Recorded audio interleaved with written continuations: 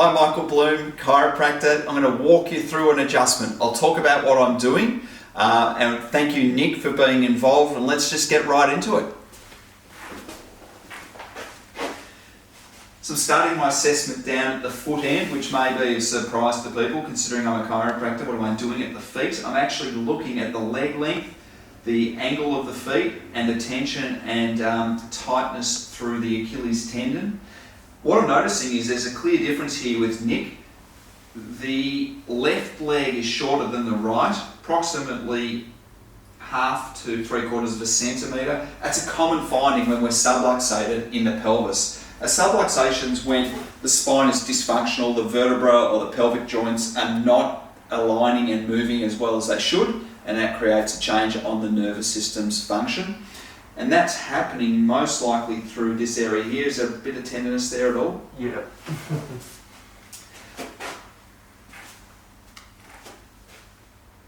And 100% I'm going to adjust Nick through that left-hand side of his pelvis shortly. But before I do that, I'm just coming up and scanning through Nick's midsection of his spine. The midsection of his spine, of people's spines in general, I'm finding nowadays, it's super common to have an increased angle in the upper half of the mid-back just because so many people are sitting down in front of screens for long periods of time or looking at their computer screen looking down, or if they're in a manual job. I see a lot of people that are chefs, they're standing up and bending down, cutting and preparing, for example. So it's super common to have a steepening of the angle up through here and to be subluxated and have that dysfunction through some of these vertebrae. Now, as I'm scanning through here, and I get to the midsection of Nick's spine, what I'm actually palpating and feeling with my hand is a slight indentation through the vertebra right here. That vertebra is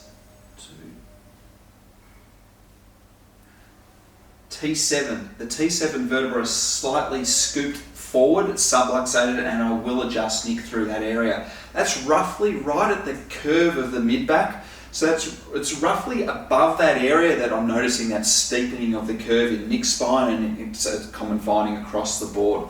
So what we'll do is we'll adjust Nick's pelvis on the left side and then his mid-thoracic spine, and then check his neck. Lie onto your right side, please, Nick, facing me.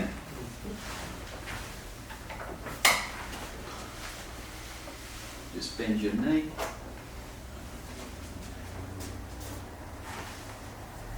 So what I'm doing is I'm wanting to create some tension through the sacroiliac joint on the left-hand side. So I'm just gently holding the shoulder and rolling Nick's pelvis over towards the side here, getting my hand in the right place, and then I'm going to do a fast maneuver through his lower spine with some drop of my body. It's not painful. It sometimes makes a little popping, cracking sound, which is just gases releasing between the bones, but there's no pain for Nick in doing this. Excellent. Now lie onto your back, please, Nick. And now to adjust that area through the mid-spine, the T7 vertebra, I'm going to put my hands under the spine and drop down, and this will be an adjustment which I'm very confident Nick will actually feel quite a movement through. If you can sit up, please. Come back down. Very good. Could you turn onto your front again, please, Nick? So it's always wise to check after you've done your adjustment at what differences you do notice. As I look through here, Nick's leg length is level. There is still some increased tension through his left Achilles tendon. It hasn't completely disappeared, but his leg length is level. It may still be tender through here. Does it feel any different at all, Nick? It actually feels a lot better. Yep, less tender, which is great. A fast change and great. And his midsection of his spine through T7 feels noticeably different to the touch as well. Chiropractic, actually, a chiropractor is relying super heavily on the skill of what they can feel through their hands. And as you are a chiropractor over many years and you are used to feeling the spine of people, thousands of people, you do develop a really sensitive, acute touch, and you can really feel what's happening, often even in the absence of someone telling you what they're noticing. Could you lie onto your back now, please, Nick? We're going to just finish by checking Nick's neck.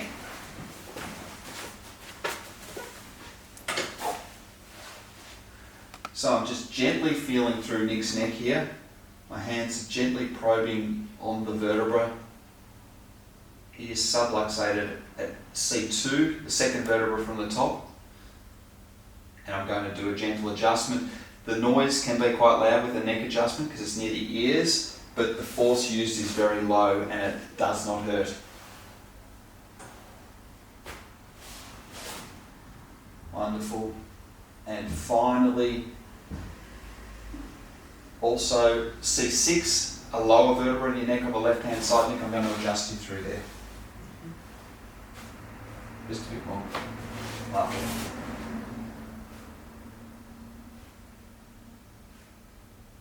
You can sit up, thank you, Nick. So, in a nutshell, you have just seen an adjustment.